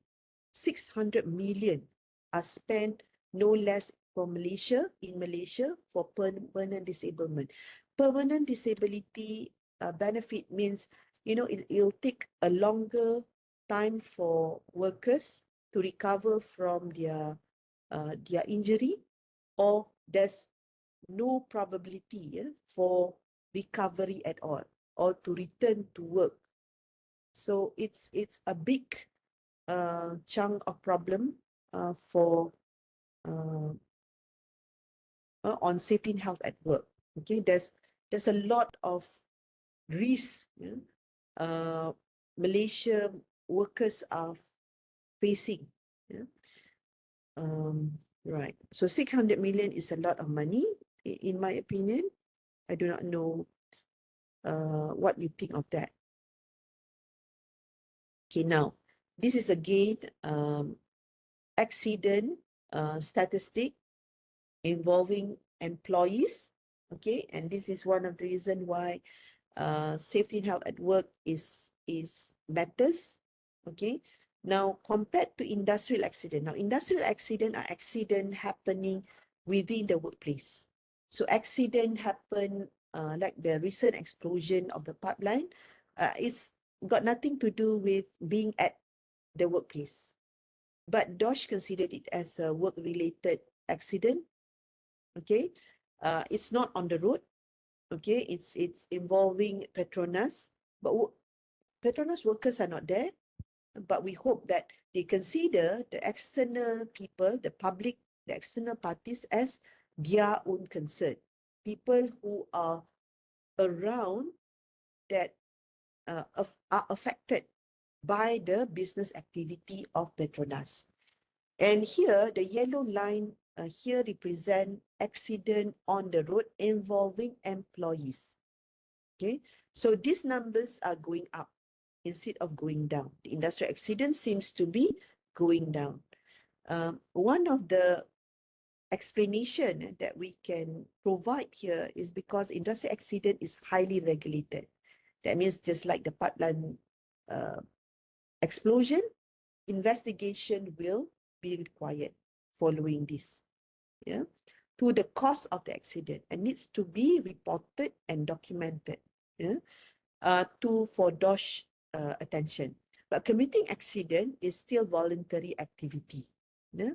Now, even when there are some employees that considered this as an important, yeah, consideration that they should have in their workplaces for their employees, for a lot of others, this is unthinkable. It is something that it's abnormal, unique, okay, not common practice. One is because it is not their expertise. Industrial accident deals with industry activities that is in relation to the business operation. But commuting accident are road accident that doesn't involve the business operation. It's a personal, traveling done by workers using their private vehicles. Okay, got nothing to do with unless, okay, they are making that travels because of work-related matters like McDonald's delivery riders, Pizza Hut delivery riders. These are workers who work on behalf of the business entity. Petronas oil tankers that needs to transport oil from refinery to the different petrol station. Okay, delivery of goods from a factory to its dealer shop. Okay, so the accident on the road of the people who drive the vehicle of this company, they are doing part of the job. Okay, so that is also actually part of commuting accident now, but it's much more easily linked to the company. Unlike commuting accident in a bigger scale, okay, and a bigger scale where commuting accident here refers to accident, okay, made by employees traveling from work to home, home to work, and any traveling made in between during break time in the afternoon, or any traveling due to work-related matters. Okay, so you need to travel to your headquarters for reporting of quarterly reports, progress. So that is work-related. So if you have an accident, a plane crash, or you walk and then you fall into a big drain, that is considered commuting accident. And commuting accident are compensated by Social Security, Malaysian Social Security Organization. All right. So these are some of the industrial accident cases referred to SOCSO between 2016 to 2020 on the different states in Malaysia. These are all the different states in Malaysia. And then occupational disease. So this is occupational disease is another term to relate to the health part of practices at work. Okay, industrial accident is the safety part, okay, of the work practices. Okay, occupational disease. Okay, I do not know what is the occupational. It can be exposure to chemical, poisonous chemicals, exposure to heat. Okay, if you're working in a boiler, if you're working in refinery, you may be exposed to heat. Okay, so you have skin problems, so that is occupational disease. Okay, now let me share with you. We talk about the cost of safety and health. So let me explain to you this graph. You have here spareman and worker salary. What we did was, this is injury following the different injuries affecting the different body parts for traffic accident among employees done by a company that I work with. Okay, so 26% of injuries affect the leg and knee, for instance, and majority of the injury involve the hands. Okay, so different parts. Some 12% of the injury affect the face of the worker, and only 3% actually injured the head. All right. Now, this is trying to project the cause of injuries involving two topmost body parts, which is the leg and knee, and hand, wrist, and fingers. All right. So normally, a worker's salary is at this point. Okay. Okay. Number of injuries, let's say 3. The amount of worker salary for these 3 type of injuries is this much. Okay, this level. Okay, and so on. So it seems that the amount of the cost, okay, the cost is read in terms of the amount that the company have to pay as a salary to the worker, because when they are injured, the company will still need to pay them, but they're not producing for the company. This is a very basic, simple calculation of costing to the company. We don't account for training costs, right? So workers, before they can actually work, they will be given training. So if the training took 6 months, like one of the company that I work with, so that's a lot of investment costs, right, to the training. So what if on the first day, first week, first day of the worker's real job, he has an accident on the road, on the way to work? So that means downtime. But we still need to pay his salary because he is part of our payroll.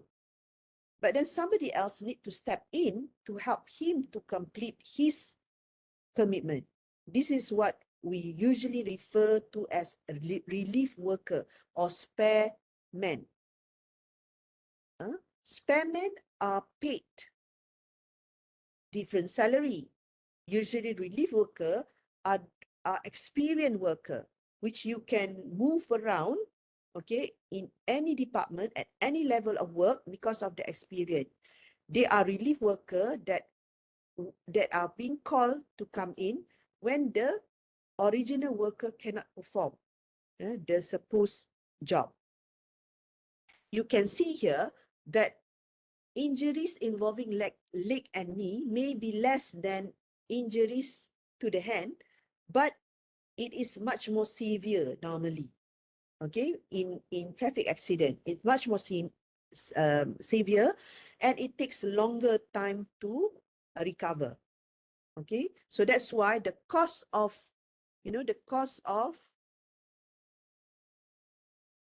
the cost of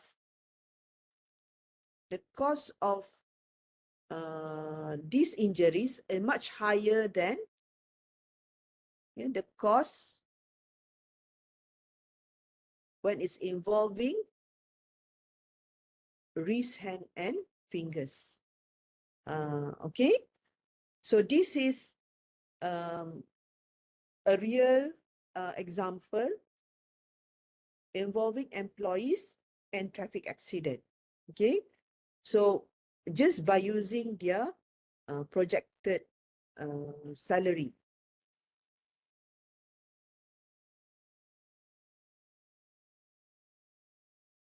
Okay, that's one.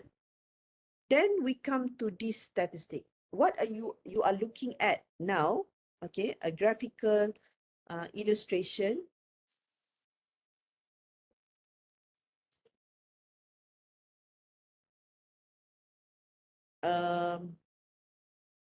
of problem, okay, social problem, specifically child behavioral problem following workers' unpredictable scheduling due to shift work. Now, who works on shift? Can you tell me some occupation that involve shift work? Can you name a few people?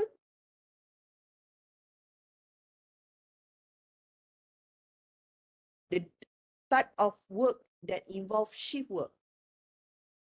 Can I get some inputs? What type of job involves shift work?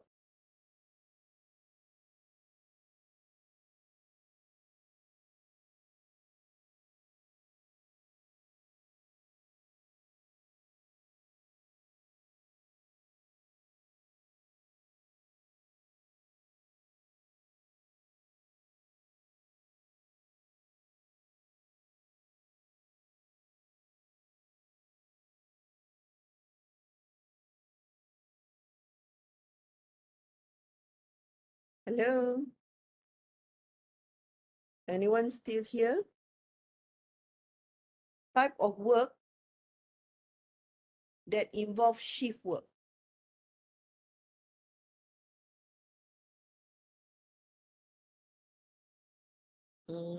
Okay, thank you. Yes, customer service, very good. Customer service, frontliners, police, the nurses, doctors, yeah. So a friend of mine did a lot of research in Chicago, in America, with regard to shift work, the impact of shift work among shift workers, yeah. So when your shift work is unstable, okay, look at the graph further on the right, yeah. When the shift is unstable, unpredictable, the shift changes is unpredictable, the the level of child problem, okay, is very high, highest than the rest. When there's only one or two instability in the scheduling of work, okay, the impact to the child, okay, behavior is not as much as if it's become so unpredictable. Now, shift is a work matter, all right, but it is spilling over to social impact. So this is where the welfare of the workers, okay, the health, the safety, the security of the workers, and whether the children can be considered as the other external people that are affected by the organization work that we talked about in Section 17 of the OSH Act. If it is the family, the family members can be an external party that support and part and parcel of the workers' safety and health consequences of the workers' safety and health matters. Now, this brings me to the issue. Why do I bring this? Because during pandemic, okay, this is very obvious. During pandemic, people are asked to work from home, right? Work from home. And it is, naturally expected that people work from their house and they make their houses as an alternative office. Okay, some organizations send out new chairs, new desks for people to set up an office in their home, at home, and provided internet accessibility, pay, Suddenly, families are not consulted on the appropriateness of this arrangement. Okay, the problem is the country actually forbids the people to go to work, but suddenly bringing back work to home becomes acceptable to organization. And what happened? There's no division, clear division of work and family time. Okay, so you can see here, during the during pandemic, all these concerns are being brought up.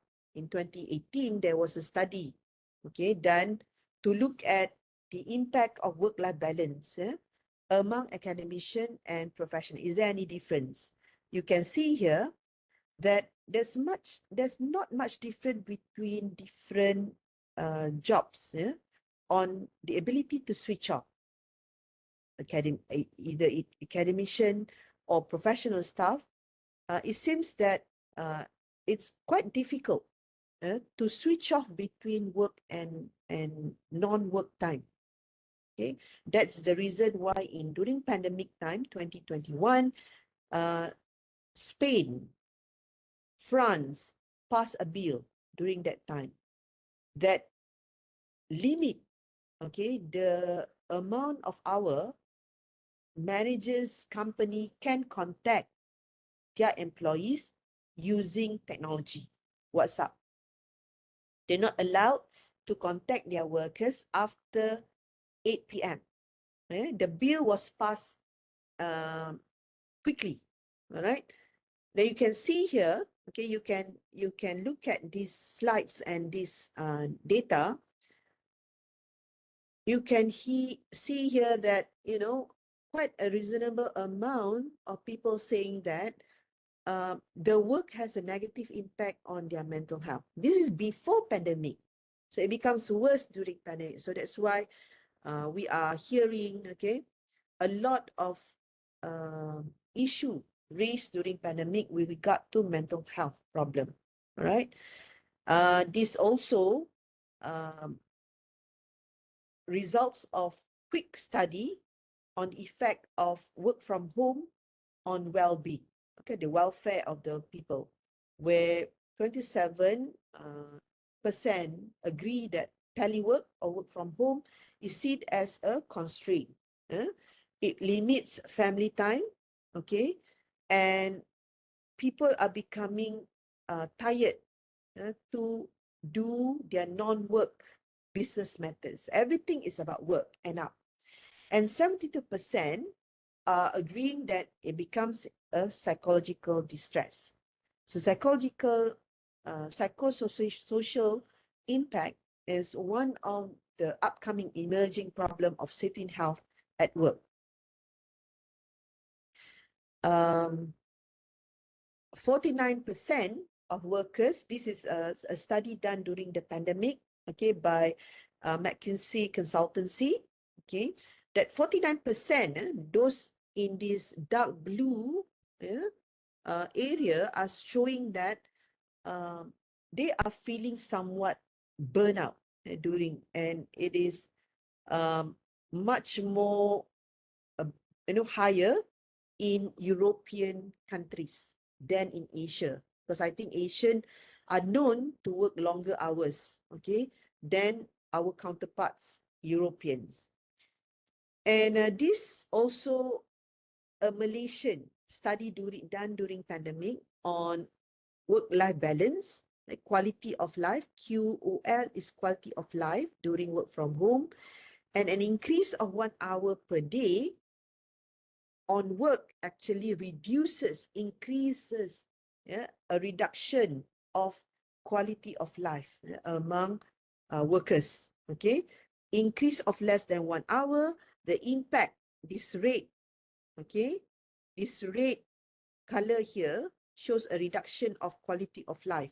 So a reduction of less than 1 hour, okay, is less than when it is increased by more than 1 hour. The significant reduction in quality of life is much more pronounced. This is also looking at shift work again, whether working longer hours and non-stop without sleep, without rest is good for safety. Okay, we talk about safety and health at work.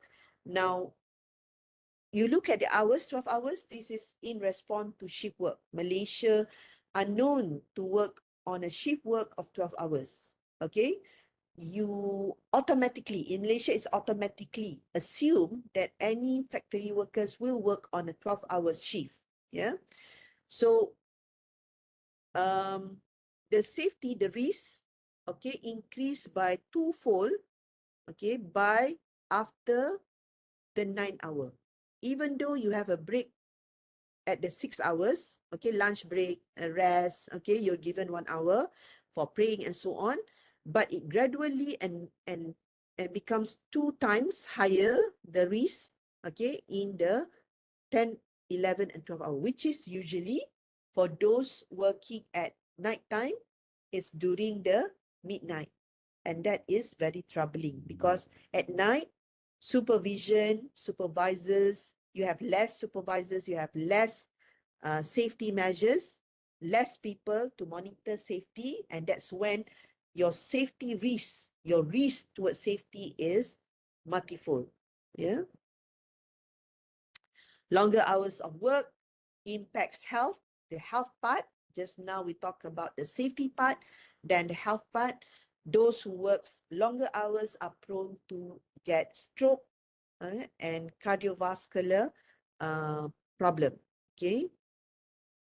Consistently, a lot of research have shown how longer hours of work will actually increase, yeah, your stroke and your heart problem. Okay, you've seen this. Okay, and lastly, I want to just raise this problem with technology. The more you do, I think after pandemic, it's, you know, we consistently continue with online meetings, online work. Okay, but during the pandemic, we realized that there was an increase in workplace harassment. Following a lot of online meetings, because some of these meetings involve only 2 people, and phone calls. Okay, online meeting is maybe, you know, it's a bit easier, but phone calls, abuse of words are used more because during phone calls there's only you and the other person. There's unlikely for you to capture evidence, yeah, involving this unacceptable manner during this, technology conversation. Hostility, yeah, on ethnicity matters are much more obvious, okay, during this time, and it can prolong. It can be obvious because after pandemic, I believe that a lot of company continues with work from home, and also online work practices. So this needs to be observed if you care about safety and health of your workers. Okay, 25% more increase. And here, okay, another problem is with regard to age differences. When you use a lot of technology, WhatsApp, and then, you know, the the older generation cannot understand the way the younger generation communicates using the technology. And then for the younger generation, they get so depressed with the way and the acceptance of the older generation with regard to technology usage in communication, because older generation needs more time to understand how the technology works and how to work with the technology. So this sometimes disappoint or raise the disappointment of the younger generation. And this can lead to abusement of abuse towards the older generation in their adaptness of using technology for work-related matters. Okay, so as I've mentioned, it is mentioned here,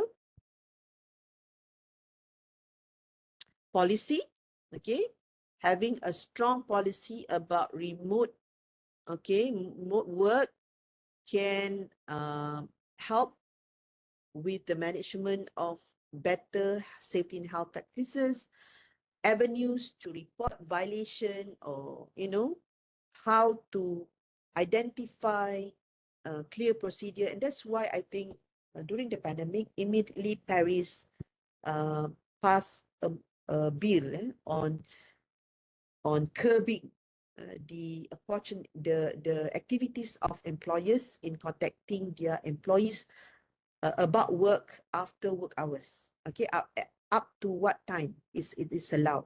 Okay, until that is actually regulated by the law.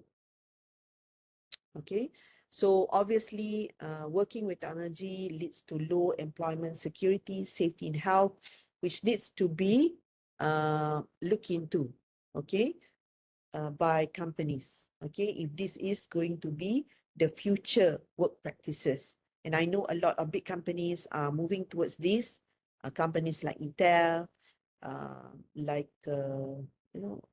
Motorola is adopting more work from home, okay, um, uh, practices, okay. Flextronic are moving towards online training, okay. So this gives a different kind of challenges and demands to the workers side as well as the management side, okay. So in conclusion, these are some of the things that we need to understand when we talk about safety and health practices. These are the new emerging trends in the workplaces that needs to be taken care of, need to be discussed in addressing safety and health matters at work. Okay, so I'm not totally just talking about safety and health, but I'm relating it back to the work practices, which is how safety and health matters align to the business operation. Remember, in preventing the risk, okay, the management of the system of safety and health needs to be aligned to the business operation. And one that I've brought in our discussion tonight is the employment or the work patterns, okay, which relates so much on the workers, which affect workers, and how this will impact the safety and health matters of workplaces. All right, so that is the conclusion of my lecture tonight.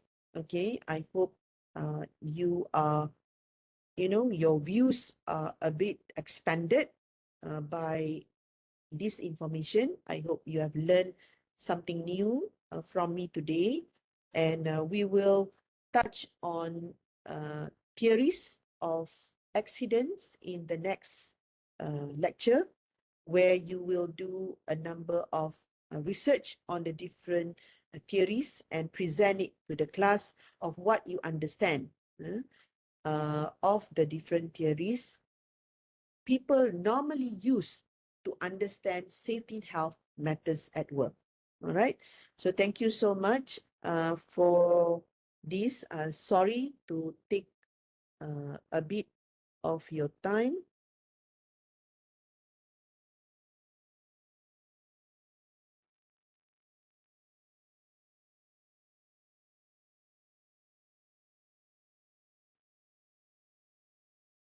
Okay.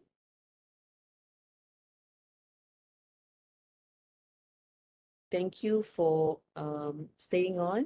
Okay. And I would like to end this session unless you have anything. Take attendance. No, I've taken your attendance because this is a recorded session. So your attendance are recorded as you come in, yeah, and the time that you came in and maybe you bounce back and come in will be captured by the system. Okay, that is good enough for me.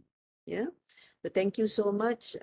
I will come back to you on your questions, Sabina, on that responsibility, whether we can actually redistribute that responsibility to the independent contractor in next week, most probably. Okay. I don't want to hold on to you more than me. I think we can still leave that until the next class. So thank you so much. Have a good evening. And if you need my help on your project, please let me know. Okay, so thank you so much. Have a good evening. All right. Bye-bye.